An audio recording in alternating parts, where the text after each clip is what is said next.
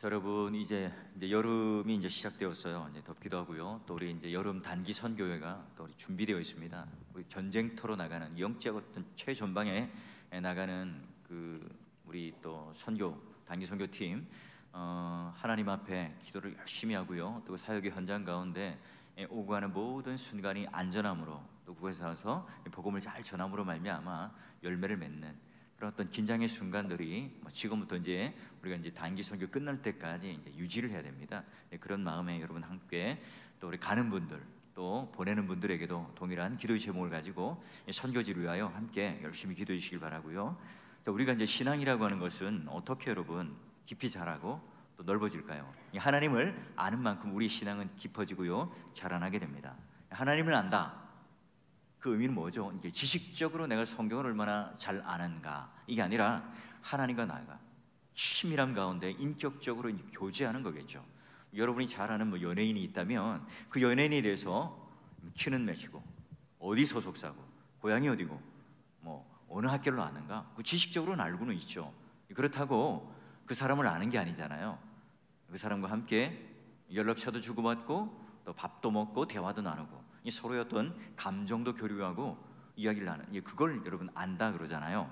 마찬가지입니다. 하나님과 우리 사이에 그런 친밀감을 느낀다는 것, 전인격적으로 안다는 것, 그것으로부터 우리 신앙은 점점점 더 깊어지고요 점점 더 하나님을 많이 알아갑니다. 자, 우리가 하나님을 아는 만큼 우리 믿게 되죠.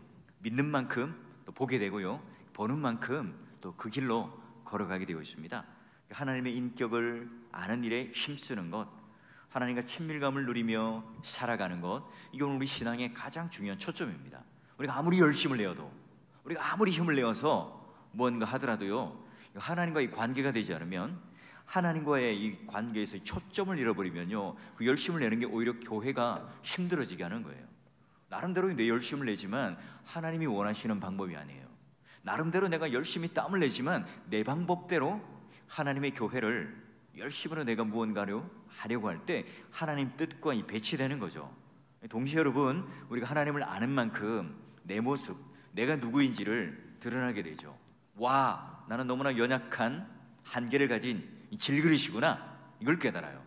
우리가 가는 길과 하나님의 그 길은 천지차이고 우리의 지혜와 우리의 경험은 하나님에 비하면 아무것도 아니구나, 이 점도 되지 않고 먼지도 되지 않는구나, 이걸 깨달아요. 그럼 여러분 우리가 하나님의 경영, 하나님의 지혜를 깨닫는 게 우리 인생의 가장 중요한 목적이기도 하고, 어떻게 하면 그러면 하나님께서 우리를 향한 의도와 목적을 가지고 계신가, 그걸 아는 건데요. 여러분 오늘 여러분 성경에는요 어떤 소제목, 파란색으로 간단간단한 주제가 있잖아요. 이거 어떻게 되어 있습니까? 제 성경에는요 여호와의 모략과 지혜라고 하는 제목으로 되어 있습니다. 혹시 이제 그런 제목으로 달려있는 성경책이 있습니까? 손 들어 보시겠어요? 다 그렇네요. 좋은 성경책을 가지고 계시네요. 이 모략이라는 단어를 들으면 여러분 거부감이 있죠. 제가 만약에 주일날 하나님의 모략, 지혜 이렇게 썼으면 저에게 또 항의하는 분들이 있을 거예요. 그런데 달라스 윌라드라는 여러분 잘 아는 작가가 하나님의 모략이라는 책을 썼어요. 말하자면 반어적인 의미죠. 이 작가의 상상력을 동원해서 우리는 이 하나님께서 가지고 계신 뜻과 의도를 잘 알지 못한다, 우리 측에서 볼 때는 잘 깨닫지 못하니까 하나님의 모략이다, 이런 표현을 일부러 쓰는 거예요. 하나님의 모략이 뭐예요? 도저히 우리 인간들은 상상조차 할 수 없는 십자가라고 하는 이 방법을 통해서 우리에게 뭘 해요? 사랑을 드러내세요. 그래서 우리의 죄를 끌어안고 죽으시는 하나님, 우리의 모든 생명을 다시 부여하여 선물하여 주시는 하나님. 여러분 어느 종교가 자신이 섬기는 그 백성들을 위하여 죽는 신이 있습니까? 이 어느 종교가 여전히 그런 하나님 백성을 위하여 또 생명을 부여하고 선물을 주는 신이 있습니까? 다 여러분 이 세상의 종교는 부려먹는 종교예요. 많이 갖다 바치면 그만큼 복을 준다, 이게 이제 세상이 가지는 일반적인 종교인데요 우리는 다르죠. 과연 하나님의 모략, 그래서 십자가란 무엇인가, 그걸 알면 알수록 우리는 하나님의 모략을 이해하는 거예요. 나에게 주신 이 고난의 뜻은 무엇인가, 하나님이 주신 선물이구나, 이걸 깨닫는 만큼 하나님을 알고 하나님 모략을 알아가는 만큼 우리의 신앙은 기쁨이 넘치고 하나님을 아는 만큼 우리 신앙은 깊어져요. 자, 그러면 오늘 우리가 이 하나님의 모략을 가르쳐 주신다고 하는데, 그러면 우리가 이 이사야 전체 말씀의 숲은 어떻게 되는가? 여러분 1장부터 12장까지가 무슨 내용이냐? 선민 유다 백성들에 대한 경고예요. 심판이에요. 13장부터 이제 23장까지가 이스라엘뿐만 아니라 이 주변 나라에 있는 이방 나라들의 심판을 예언해요. 그 24장부터 27장까지가 이제 온 세계에 대한 심판, 묵시록에 대한 이야기죠. 이 세상 끝날 이 종말의 이야기예요. 28장부터 이제 35장까지는 다시 선민 이스라엘과 유다에 대한 심판을 얘기하는데요. 자, 1장과 12장과 또 28장과 35장의 차이는요, 시대가 달라요. 아하스 왕과 히스기야 왕의 시대를 따로 이제 구분해서 비슷한 내용 같은데 다른 시대에 다른 시기의 왕을 예언을 하죠. 그러면 여러분 오늘 이제 28장 이 내용은요, 또 크게 세 가지로 나눠요. 1장 1절부터 6절까지가 이제 사마리아가 어디입니까? 북이스라엘의 수도죠. 아수르로부터 멸망하는 그 이야기를 기록하고 있고요. 그다음 7절부터 22절까지는 이제 유다 백성들의 남유다가 타락하고 영적인 지도자들이 어떻게 타락했는가 경고하는 내용입니다. 그러면 이제 이스라엘의 멸망, 남유다가 이제 그걸 보고 사인, 경고를, 알람을 들어야 되는데 그렇게 하지 못하고 있는 거예요. 답답한 마음에 하나님께서 이사야에게 경고하는, 말씀하여 주시는 그 내용이 뭐냐? 오늘 우리가 읽었던 23절부터 29절까지의 내용의 말씀이에요. 여러분 잘 아는 내용인데요. 무슨 비유죠? 농부가 농사를 짓고 있는 교훈이에요. 하나님의 그런 경영, 하나님의 지혜, 하나님의 모략을 바로 농부가 농사를 짓는 이 방법을 통해서 우리들에게 알려주고 있죠. 그 내용이 뭔가? 첫 번째 오늘 하나님께서 이사야에게 하는 권면이 뭔가? 자, 첫 번째 보니까 하나님 말씀을 청종하는데요. 어떻게 하라고요? 자, 너희는 귀를 기울여 내 목소리를 듣고 자세히 내 말을 들으라요. 지금 내가 누굴까요? 하나님이죠. 내가 목소리가 터져라, 목이 쉬도록 내가 너희들에게 외치는데 너희들은 왜 듣지 않느냐? 귀를 기울여서 자세히 들으라는 거예요. 자, 여러분 우리가 건성건성 들으면 들리지 않아요. 들리지 않으면 여러분 알 수 없죠. 자, 여러분 먼저 우리는 하나님 말씀을 어떻게 해요? 자세히 귀를 기울여서 집중해서 들어야 된다는 거예요. 집중해서 들을 때 그 사람이 어떤 의도를 가졌는가, 어떤 동기를 가지고 말하는가 알 수 있죠. 그래서 이 자간과 행간을 잘 읽을 수가 있어요. 여러분 아이들에게 심부름을 시켜보면 알죠. 얘야 가서 두부 한번 사와라. 근데 꼭 가면 콩나물을 사와요. 어떻게 하죠? 다시 보내야죠. 여러분 말귀를 잘 알아들으면요 고생하지 않아요. 마찬가지죠. 오늘 하나님께서 우리에게 명령하시는 이 말씀을 잘 청종하면, 그 말씀 따라 순종하면 그 자체로 복이잖아요. 또 하나, 여러분 우리는 그 대상을 사랑해야 잘 들려요. 나와 관계가 없으면 들리지 않습니다. 나와 관계가 없으면요 아무리 떠들어도 그 내용이 내 귀에 들어오지 않고 내 가슴에 박히지 않아요. 여러분 성탄절이나 뭐 감차 이렇게 발표회나 아니면 여러분 어린이집 그런 발표회에 여러분 손주나 여러분 아들 딸들 재롱잔치를 하죠. 그때 여러분 하다가 동작이 틀리거나 또는 이렇게 빽하고 울면 어때요? 그 아이의 울음소리를 그 부모님은 단박에 알아들어요. 그렇죠. 우리가 하나님을 사랑할 때 이 첫사랑, 이 하나님의 그런 사랑을 느꼈을 때 어때요? 하나님 말씀을 들으면요 막 꿀송이가 뚝뚝 떨어집니다. 너무너무 달아요. 그리고 그 말씀이요 그냥 들으면 쏙쏙 들어옵니다. 그럼 여러분 하나님에 대한 사랑이 식으면 뭐예요? 말씀이 어려워요? 들리지 않아요? 그게 내 마음에 닿지 않습니다. 저는요 그 일일 드라마 여러분 보시는 거 있잖아요. 매일매일 보시는 거, 또 토요일날 주일날 이렇게 하는 드라마요 보면 모르겠어요. 너무너무 복잡해요. 관계가. 성경이 훨씬 쉬워요. 이 보니까 뭐 겹사돈에다가 원수에다가 뭐 망했다가 다시 무슨 회장이 되었다가 그런 장면들을 보면서 이게 그려지지가 않아요. 그에 비하면 여러분 성경이 얼마나 쉬운지 몰라요. 근데 여러분 말씀 어렵다고 그러고 드라마는 재밌게 보시고 감동하시고 눈물 흘리시고 매일매일 빠지면 불안해요. 성경을 안 보면 전혀 불안하지 않는데 우리 드라마를 하루라도 안 보면 불안해요. 왜냐하면 퐁당퐁당 보면 이해 안 되시잖아요. 꼭 봐야 되잖아요. 그런데 지금 우리가 마찬가지예요. 하나님에 대한 이 사랑이 식으면 뭐가요? 들리지 않습니다. 하나님 말씀이 들리지 않으면 내 마음이 나도 모르게 강팍해져요. 메말라지는 거예요. 여러분, 그러면 어때요? 사랑이 없어요? 은혜가 없어요? 그럼 강팍해지고 율법만 남겠죠? 그리고요, 그뿐만 아니라 내 주위에 있는 모든 사람들도 사막화되는 거예요. 내가 모래가 되고 내가 사막화되면 점점 그게 번져가요. 여러분, 오늘 우리가 이 말씀을 들으면서 자세히 들어라, 귀를 기울여서 들어라. 지금 하나님께서는 이 북이스라엘을 멸망시키고 말미암아 엄청난 충격을 줬거든요. 그런데도 지금 남유다 지도자들이, 백성들이 깨닫지 못하고 그것을 알지 못해요. 그래서 하나님께서 지금 너무너무 답답해서 너 지금 상태가 어떤지 아느냐? 내 말을 자세히 들으라, 집중하여 들으라, 사랑함으로 들으라, 말씀함으로 말미암아 기쁨으로 여러분 그 말씀을 잘 듣고 또 잘 따르는 자가 되어서 하나님의 의도를 잘 이해할 뿐만 아니라 오히려 하나님 말씀을 따라 순종하는 그 자체가 기쁨이요 행복이요 즐거움이요 복이 되어서 여러분 인생 모두가요 이 하나님 앞에 그 말씀 따라 순종하는 성도, 그 말씀을 잘 듣고 하나님 말씀을 사랑하는 그런 성도가 되어주시기를 주의 이름으로 축원합니다. 자, 여러분, 우리 아수르가 멸망당하는 경고를 받았어요. 유도 지도자들은요 하나님 말씀을 듣지 않죠. 누구보다도 여러분 쉽게 하나님께서는 이해할 수 있도록, 그래 좋아, 그럼 내가 더 쉽게 너희들에게 농사의 방법을 가지고 농부의 비유를 통해서 너희들에게 말씀을 알려주겠다, 이렇게 말을 해요. 자, 그런데 이 하나님께서 지금 농사를 짓는 이 농부를 통해서 비유하시는 이 내용의 의미가 무엇인지 한번 볼까요? 자, 보니까 하나님께서 심고 거두는 방법은 너무너무 다양합니다. 자, 말씀을 보면 24절부터 26절, 땅을 갈고 씨를 뿌리고 심는 이 일. 자, 파종하려고 가는 자가 어찌 쉬지 않고 갈기만 하겠느냐? 자기 땅을 개간하고 고르게만 하겠느냐? 지면을 이미 평평하게 했으면 소회양을 뿌리며 되회양을 뿌리며 소맥을 줄줄이 심으며 대맥을 정한 곳에 심으며 귀리를 그 가에 심지 아니하겠느냐? 이는 그의 하나님이 그에게 적당한 방법을 보이사 가르쳤음이며. 누가요? 농부에게 누가 가르쳤어요? 하나님께서 적당한 방법을 가르쳤어요. 자, 여러분 한번 볼까요? 저도 농사에 대해서는 문외한이지만 간단하게 우리가 보편적으로 아는 방법을 보죠. 여러분, 먼저 봄에 농부가 왜 땅을 갈아엎죠?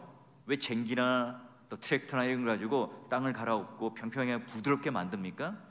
그냥 여러분 맨 땅에다 씨를 뿌리면 어때요? 예수님의 그 비유 알죠? 새가 와서 먹거나 또는 햇볕에 타서 말라 죽거나 잡초가 막 엉겅퀴가 움켜싸서 죽잖아요. 그렇기 때문에 뿌리를 제대로 내리지 못해서 다 죽어버립니다.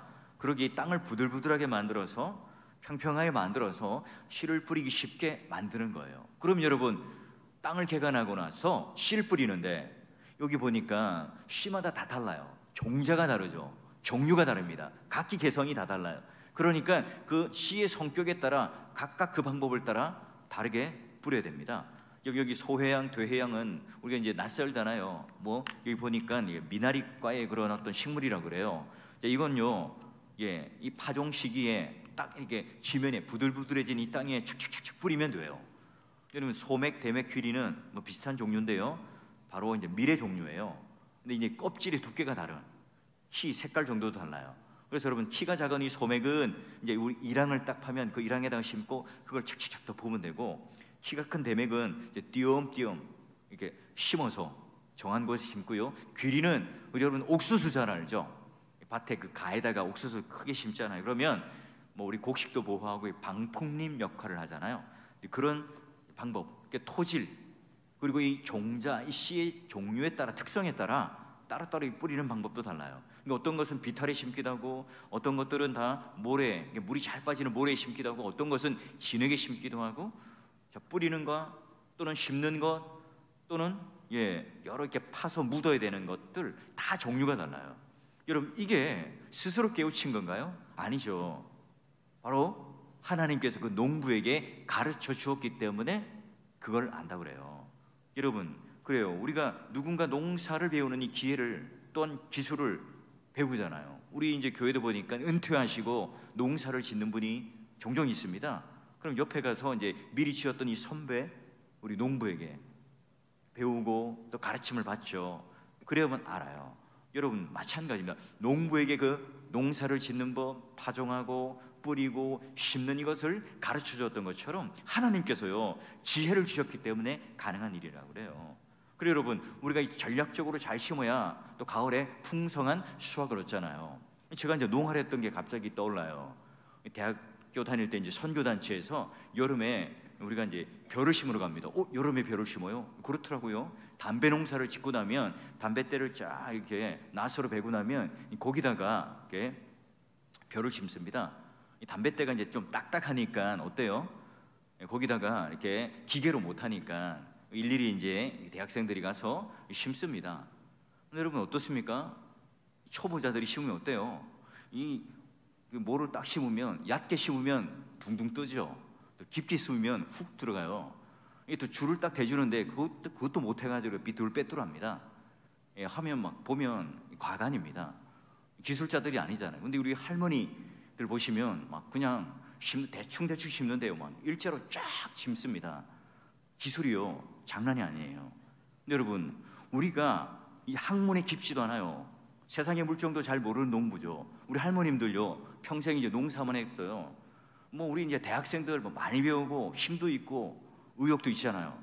그런데요, 하나님 주신 이 지혜로 이 제대로 된 이 농사는 법을 모르니까 제대로 못 심어요.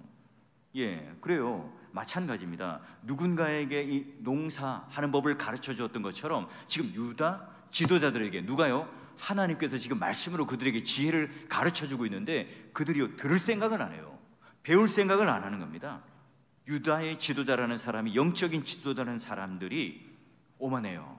하나님을 신뢰하지 않죠. 우리 예루살렘이 왜 망하겠어? 성전이 있는데, 예루살렘이 지금 하나님의 약속된 이 백성들이 살고 있는데 하나님이 왜 망하게끔 만들어주겠어? 저 아수르는 황금 송아지도 섬기고 악한 왕들이 있으니까 하나님께서 망하게 하시고 우리는 절대로 망하지 않아. 그렇나요? 여러분, 눈에 보이는 강대국을 막 의지하는 어리석음을 범합니다. 그래서 여러분, 이 바벨론에게 멸망하는 그 어리석은 길로 걸어가게 되어 있는 거죠. 마찬가지예요. 여러분, 이 비극적인 결말을 맞았죠. 이 하나님께서 보실 때 어때요? 아유, 너는 왜 이렇게 작은 교회를 섬기고 있는가? 나는 이만한 능력이 되는 것 같은데, 이런 생각을 하실 수도 있고요. 나는 지금 이런 능력과 이런 커리어와 이런 스펙이 있는데 왜 나는 이렇게 조그만 회사에서 일을 하는 걸까? 또 이런 생각을 하시는 분도 있으실 거예요. 그래요. 여러분, 우리가 이해하지 못하는, 지금 어떤 거는 비탈길에 심기고 어떤 건 이랑에 심기고 어떤 거는 길가에, 이 밭가에 심기기도 해요. 하나님께 물을 수 있죠. 왜 저는 여기 심으셨죠? 왜 여기 저를 보내셨죠? 라고 말하는데 우리는 적절하게 우리 스스로의 답을 내리지 못할 때가 많잖아요. 마찬가지입니다. 이제 이 파종하는 방법뿐만 아니라 이제 우리가 추수하는 방법도 마찬가지예요. 자, 하나님의 심고 거두는 방법은 다양한데요, 추수하는 법을 보니까 말씀 보시면 27, 29절 소회양은 도리깨로 떨고요, 대양은 수레바퀴로 굴리고 소회양은 작대기로 대양은 막대기로 떨어요. 중요한 게 있습니다. 목적이 뭐냐는 거예요. 그걸 떠는 게 목적이 아니라, 곡식을 부수고 으깨는 게 목적이 아니라 떨기만 하죠. 이게 알곡을 거두는 게 목적인데, 수레바퀴를 굴리고 말굽으로 밟게 하고 하더라도 이 알곡을 부수는 게 목적이 아니다 합니다. 알곡을 싸고 있는 껍질의 두께가 다 달라요. 그렇기 때문에 거기에 따라 타작하는 방법도 다 다르죠. 다 달라요.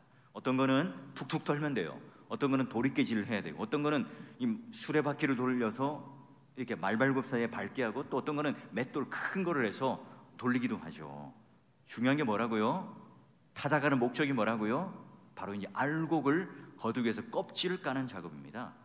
그리스도인들이 왜 하나님께서 이런 징계를 주시고 이런 고난을 주시고 왜 나는 이런 곳에 있는 건가? 하나님께서는 왜 지금 이 아수르와 바벨론이라는 악을 이용해서 선민 이스라엘 백성들을 심판하시는 걸까? 왜 우리는 이 무고한 백성들이 바벨론 포로로 끌려가야 되는 것일까? 왜 우리는 70년이라고 하는 고난의 세월을 보내야만 하는 것일까? 왜 우리는 지금 이렇게 다른 우리 믿음의 조상들이 지은 이 죄를 내가 그걸 대신하여 줘야 하는 것인가? 하나님께서는 왜 나를 이렇게 다루시는가? 저 악독한 지도자들, 저 못된 정치인들, 이 자들이 심판받아야 되고 이 자들이 지금 쓰러져야 하는데 왜 우리가 지금 여기에 끌려다니고 심판받아야 되는가? 여러분, 이런 질문을 가져요. 여러분, 사랑하는 부모가 이 자기 자녀에게 어떻게 해요? 징계를 왜 하는 거죠? 왜 해초리를 대고 왜 매를 대는 거죠? 목적이 있잖아요. 뜻이 있잖아요. 우리 자녀들에게 무슨 화풀이하기 위해서 매를 대고 야단을 치는 부모님은 없어요. 여러분, 이 곡식마다 어떻게 해요? 종류가 다르고 껍질이 다르고 두께가 달라요. 사람마다 다 다르죠. 사람마다 다 특성이 있습니다. 자란 환경도 다르고 각자 특성이 있어요. 그래서 하나님께서 우리를 다루시는 이 방식이 너무너무 다양하다는 거예요. 여러분, 참깨 있잖아요. 참깨는 그냥 툭툭 털면 되잖아요. 그럼 깨가 쫙 쏟아져 나오네요. 잘 벗겨지지 않는 곡식은 어떻습니까? 도리깨질을 막 해야 되고요. 또 안 되는 것은 막 수레바퀴를 돌려야 되고, 또 호두 같은 경우는 어때요? 망치로 통통 깨야지 그 안에 있는 호두알을 먹을 수 있어요. 그렇죠, 여러분. 이걸 여러분 오늘 우리의 그런 삶에 적용해 보면, 어떤 사람은요 하나님 말씀을 들으면 즉각 여러분 참깨처럼 툭툭 떨어지면서 알곡이 쏙 나오는 분들이 있습니다. 아이고, 하나님, 그 말씀 들으니 제가 이래서는 안 되겠군요. 정신 차려야 되겠어요. 이러면 하나님이 싫어하실 텐데요, 정신을 바짝 차려요. 똑똑 놓고만 두드려도, 말씀이 들리기만 해도 이미 막 눈물이 글썽글썽해요. 겸손해진 마음으로 하나님 말씀에 귀를 기울여요. 우리 어릴 때도 마찬가지죠. 빨리 뉘우치고 회개하고 용서를 빌면 매를 덜 맞잖아요. 그런데 여러분, 매를 맞기 전까지 부모님에게 째려보는 아이들이 있습니다. 학창시절에 보면 자존심을 내세운다고 선생님이 야단치는데 끝까지 목을 곧게 세우고 째려보는 친구들이 있죠. 그런 친구는 어떻습니까? 더 맞아요. 매를 벌죠. 인간이 그래요. 툭툭 쳐서 떨어질 이 알곡들이 있는데 도리깨를 치고 말발굽을 밟고 또 돌멩이로 깨워서 추수하는 그런 결과물을 얻어야 되는 대상도 있다는 거예요. 우리가 바로 이 참깨처럼 하나님 말씀을 들을 때 빨리 여러분 우리가 순종하고 돌이킨다면 복된 사람이 되겠죠. 내 인생 내 것이라고 생각하고 알곡이 내 것이라고 생각할 때 여러분 이 껍질 깨기가, 껍질을 벗겨내기가 너무 힘든 거예요. 여러분, 아이러니하게도 우리 요나서 보면 니느웨 백성들은 어때요? 참깨 같은 인간들이었고, 요나가 여러분 호두 같은 인간 아닙니까? 마치 요나가 이방인 선교를 위하여 억지로 가는 것처럼 보이지만 오히려 하나님께서는 이 추적자가 되셔서 요나, 이스라엘 백성을, 그 강팍한 이스라엘 백성을 지금 선교하고 계신 모습을 아이러니하게 보여주는 게 바로 요나서 아닌가요? 마찬가지입니다. 저와 여러분 마찬가지죠. 우리 모두가요 하나님 말씀을 들을 때 이 참깨처럼 톡톡 하나님 말씀을 듣고 빨리 반응하여서 이 알곡이 되어 하나님 앞에 그 손에 붙잡히는 그런 복된 인생이 되셔서 여러분 자꾸 우리가 하나님 앞에 이 껍질 두꺼운, 자가 두꺼운 그런 인생으로 자꾸 우리가 두들겨 맞는 인생이 아니라 하나님 앞에 그 말씀을 듣고 민감하게 순종할 수 있는, 빨리 돌아와서 하나님 앞에 그 알곡으로 하나님 앞에 드려지는 그 인생으로 칭찬받고 또 복을 거두는 그런 귀한 인생 되시기를 주의 이름으로 축원합니다. 믿음의 동역자 여러분, 그러기에 우리 모두를 이제 우리 세상의 밭에 우리를 쏙쏙 심으셨어요. 근데 여러분, 타작을 하는데, 도리깨질을 하는데, 망치로 깨는데 그 목적이 뭐라고 그랬어요? 그 알곡을 으깨고 부스러뜨리기 위해서가 아니죠. 껍질을 벗겨내는 게 목적이에요. 그러면 여러분, 이 껍질에 충격을 가하거나 압력을 가하지 않고 알곡을 걷어낼 수 있나요? 그렇진 않죠. 언제나 여러분 목적은 이 껍질이 아니라 알곡에 있는데, 오늘 우리 인생을 살아가면서 마치 무풍지대처럼 잔잔한 바람이 없는 것처럼 그냥 인생이 가만히 있으면 굴러가는 건 아니에요. 우리 때로로 우리마다 강도는 다르겠지만 저마다 다른 고난이 올 수도 있고 징계도 올 수 있고 환난이 올 수도 있고 어려움이 있을 수도 있어요. 근데 하나님의 구원하심은 뭐예요? 오늘 우리를 어떻게 해요? 오늘 하나님 소유 삼으셨어요. 그래서 이사야 43장 1절에 보면 이스라엘아, 너를 지으신 이가 말씀하네 너는 두려워하지 말라. 내가 너를 구속하였고 내가 너를 지명하여 불렀으니 내가 바로 너를 내 소유 삼겠다. 그 징계의 목적이 뭐예요? 바로 내 아들이기 때문에, 내 소유이기 때문에, 내 자녀이기 때문에 뭐예요? 바로 그 사랑하는 증거다. 내 자녀 되는 증거다. 바로 너는 내 것이다 라고 고백해요. 여러분 한번 이웃집 자녀를 보세요. 아무리 여러분 악한 짓을 해도 뭐 간단하게 여러분 이야기할 수는 있겠지만 그 나무라지 않잖아요. 남의 집 자식이 여러분 매를 대는 사람이 있습니까? 난리 나죠. 사랑하는 부모이기 때문에 이 자식을 훈계하기도 하고 회초리를 들기도 해요.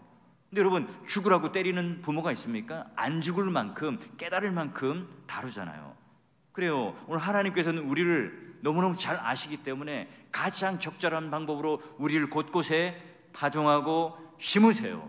뿐만 아니라 그 모든 것들을 가장 정확한 방법으로 오늘 우리가 가지고 있는 이 자의 껍질의 두께에 따라 맞게끔 우리를 알곡을 거두세요. 그러기에 우리가 고난, 징계, 또 우리에게 있는 시험, 모든 것들이 다 뭐예요? 하나님이 우리를 사랑하시기에 하나님 자녀로서 우리를 알곡으로 거두기 위한 하나님의 섭리고 하나님의 선물이죠. 하나님의 지혜예요. 우리는 잘 깨닫지 못하는 하나님의 모략이라는 거예요. 다 우리는 인생을 어떻게 설명할 수 있겠어요? 우리가 어떻게 다 인생에 대하여 다 해석할 수 있겠습니까? 우리가 어른이 되면 우리가 신앙이 깊어지고 깨달아지잖아요. 어른이 되면 우리가 청소년 시절에 왜 우리가 공부를 좀 더 열심히 했는가? 우리 부모님이, 우리 선생님이 그래서 나에게 이런 깨달음을 주기 위해서 야단을 치셨고 매를 드셨구나. 그때서야 깨닫잖아요. 그래요. 오늘 우리가 시간이 지나고 우리 신앙이 깊어질 때 바로 우리가 당하는 고난과 환난이 조금이나마 해석이 되고 이해가 돼요. 근데 더 중요한 건 우리가 하나님과 우리 사이가 어떤 관계 속에서 그 징계를 허락하시는가? 이 성경에 여러분 여러 군데 기록하고 있거든요. 한번 보실까요? 잠언에도 보면 대저 여호와께서 그를 사랑하시는 자를 징계하신다고 그래요. 마치 아버지가 아들이 징계함 같이 또 주께서 사랑하시는 자를 징계하시고 또한 채찍질 하세요. 그래요. 우리가 견디고 참고 지나가면 이 의의 평강의 열매를 맺는데요, 끝까지 우리가 그를 붙들고 있을 때 바로 그 하나님께서 우리를 사랑하시는 표로 우리들에게 그 놀라운 징계와 고난의 선물로 우리는 받아들이고 이해하죠. 그럼 여러분, 우리가 하나님께서 지금 이 농부의 비유를 통해서 우리가 주시는 결론이 뭐예요? 아스르도 통해서 이스라엘도 망하고 유다도 지금 바벨론 포로로 잡혀간다. 도저히 여러분 그 현실에서는 이해가 되지 않아요. 깨닫지 못하죠. 선지자가 말하지만 백성들이나 유다 지도자들은 이해하지 못해요. 그래서 하나님께서 이 결론으로 우리들에게 말씀하시는 게 있어요. 뭐냐 한번 보실까요? 28장 29절 우리 한번 같이 한번 읽어봅시다. 시작. 이도 만군의 여호와께로부터 난 것이라 그의 경영은 기묘하며 지혜는 광대하리라. 아멘. 농부가 여러분 땅을 이유 없이 갈지 않죠. 타작하고 또 기계를 막 돌리는 게 아닙니다.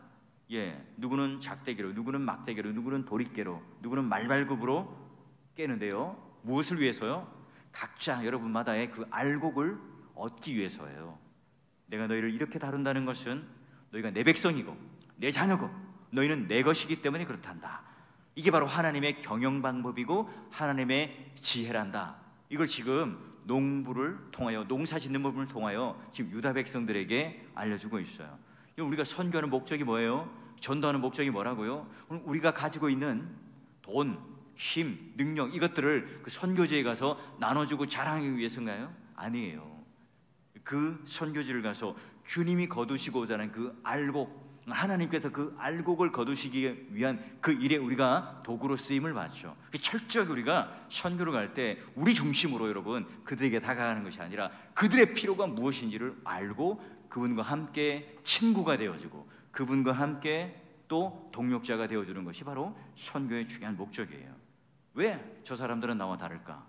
왜 남들보다 나에게 하나님 더 큰 아픔을 주실까? 왜 나는 하나님께서 이런 가정에 나게 하셨고 나는 왜 이런 남편, 이런 아내를 만나게 했을까? 바로 너를 최선의 알곡으로 만들기 위해서란다. 하나님의 그 농사의 방법을 인정해라. 하나님의 경영과 지혜를 이해하고 하나님의 모략을 깨닫는 순간이 되어라. 여러분, 이게 바로 우리 하나님 손에 붙잡혀 있을 때, 이런 믿음이 있을 때 우리 결코 여러분 믿음의 길을 걸어갈 때 낙심하지 않겠죠. 하나님 공동체 안에서 우리는 서로를 격려할 수 있을 거예요. 고난의 길을 걸어가면서도 하나님의 그 위로를, 하나님의 그 믿음을 자신만 가지고 있는 것이 아니라 누구에게요? 함께 옆 사람에게 공유할 겁니다. 누구에게도 부끄러워서 말하지 못하는 이 절박감, 육체를 찌르는 이 가시가 막 곳곳에 박혀 있고 말뚝처럼 막 박혀 있어서 점처럼 이 악함과 고통이 물러나지 않는 그 순간이지만 오늘 하나님께서 오늘 우리의 그 농사의 방법처럼 알곡을 거두시기 위하여 우리를 향하여 버리지 않고 포기하지 않는 그런 하나님 백성으로서 우리를 삼으셨다는 사실을 알 때, 하나님만을 의지한다면 그 하나님을 의지하는 걸 통해서 우리가 절대로 으깨어지거나 우리가 부셔지는 것이 아니라 모든 것들이 다 알곡이 드러나는 하나님의 작품이다, 하나님의 섭니다, 하나님의 농사의 방법이다. 이걸 여러분이가 믿고 신뢰하고 나가면 오늘 하나님의 위대한 역사가 우리를 통해서 드러난다는 사실, 그게 바로 오늘 우리가 가지는 믿음 아니겠습니까? 여러분, 그러기에 나의 약함을 온전히 내어놓죠. 그러기에 오늘 우리가 가지고 있는 그 모든 순간순간 걸어가는 그 길에 내 지혜와 내 경험을 가지고 의지하며 살아가는 것이 아니라 하나님만 온전히 의지하며 나가요. 겸손하게 농부가 다른 사람에게, 부모가 될 수도 있고 형제가 될 수도 있고 선배가 될 수도 있겠죠. 믿음을 통하여 그 열심히 하나님 앞에 들었던 농사의 이 지혜를 통하여 듣고 깨달았던 것처럼 우리 또한 어떻게 해요? 하나님 앞에 말씀을 집중하여서 사랑하여서 납작 엎드려 하나님 말씀을 듣고요, 또 간절히 붙는 기도하는 시간이 되어서 하나님 앞에 이제 우리 모두가 가지고 있는 여러 가지 환경이 있을 겁니다. 그 환경들 다 알 수는 없지만 우리가 가지고 있는 처절함들과 우리가 가지고 있는 가시와 우리가 가지고 있는 상처와 우리가 가지고 있는 이 어려움들을 우리 옆에 있는 사람들에게 다 토로할 수는 없지만 하나님은 아시잖아요. 그러기에 오늘 하나님께서 알곡을 거두시고자 하는 그 놀라운 경영과 이 지혜, 하나님의 모략을 하나님 이 시간 깨닫게 해주셔서 모든 순간순간을 잘 이겨내어서 모든 순간순간이 다 하나님께서 우리를 알곡으로 만들어주기 위한 귀한 하나님의 인도라는 사실을 우리가 깨달을 때 다시 한번 하나님께서 주시는 말씀을 깨닫고 모략과 그 지혜를 깨달아서 우리 이 순간 하나님을 더욱더 굳건하게 붙잡아 흔들리지 않고, 하나님께서 우리를 멋지게 이 수북히 쌓여있지만 매력적이지만 많지만 그 겨는요 한번 후 하고 불면 다 날아가 버리죠. 그걸 창고에 이 귀한 것 창고에다가 내가 넣어놔야지, 그렇게 하는 바보 농부는 없습니다. 하나님께서 오늘 우리를 모두가 다 그런 알곡으로 다 만드셔서 그 영광을 드러내기까지 그 수고와 그 아픔을 아끼지 않는 그 농부가 이 손에 막 굳은 살이 바뀌고 햇볕에 막 우리 살까지 다 탈 정도로 얼굴이 그을릴 정도로 열심히 땀을 흘리며 그 마지막 추수 그 알곡의 절정을 위하여 달려가는 거, 또 열심히 수고하는 것처럼 여전히 그 하나님의 열심과 여전히 그 하나님의 땀방울은 우리를 향하여 함께 붙들고 있다는 이 사실, 이 믿음, 이 위로가 여러분 마음 가운데 깨달아져서 그 하나님의 모략과 그 경영과 지혜가 오늘 우리 가운데 아멘으로 믿음으로 받아들여지는 그 놀라운 복이 여러분 가운데 임할 수 있기를, 또한 그 간절한 마음으로 하나님 앞에 납작 엎드려 그 하나님의 지혜를 깨닫는 은혜를 달라고 간절히 기도하는 그런 귀한 시간 될 수 있기를 주의 이름으로 간절히 축원합니다.